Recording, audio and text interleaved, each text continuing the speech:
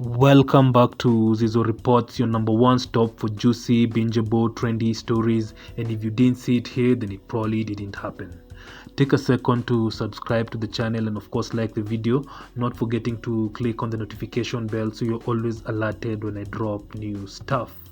Now, with opinion polls projecting a tight contest, presidential candidates are intensifying their pitches with populist campaign promises, emphasizing what they will accomplish within the first 100 days in office if elected. The two main contestants, Deputy President William Ruto of the Kenya Kwanza Alliance and the former Prime Minister RAILA Odinga of Azimio la Umoja One Kenya Coalition, are both touting initiatives targeting the poor, women, youth, small-scale traders, and incentives for manufacturing, agriculture, and other key economic drivers. However, none of the two candidates have provided specifics on how they will navigate proposals that require passage of laws by the National Assembly and Senate.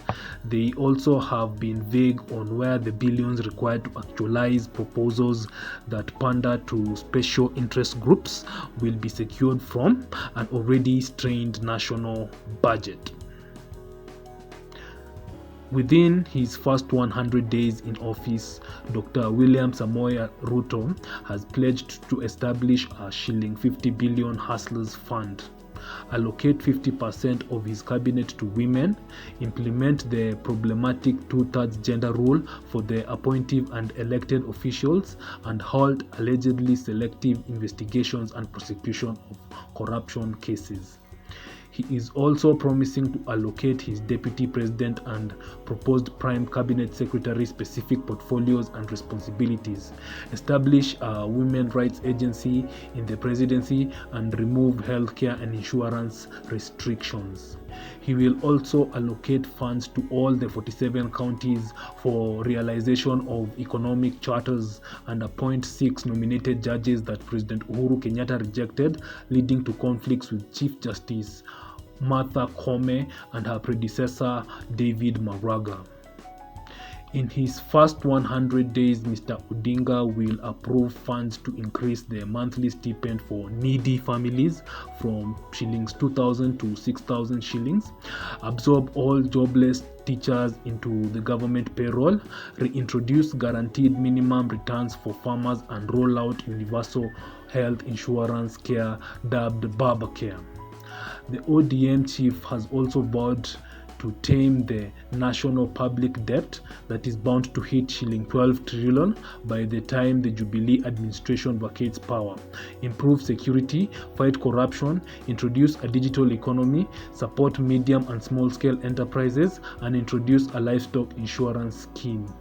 For millions of voters, the question between now and August 9 is whose formula will lead the nation to the promised land.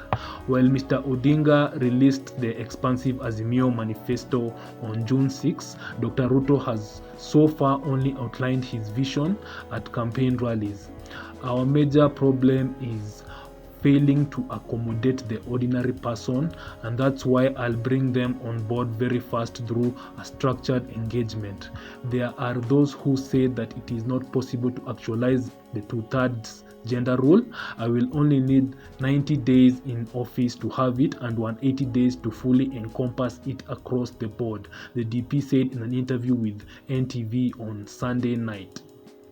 Realization of the constitutional requirement that at least two-thirds of elected and appointed officials to be of opposite gender has been a sticking point since the new Supreme Law was promulgated in 2010.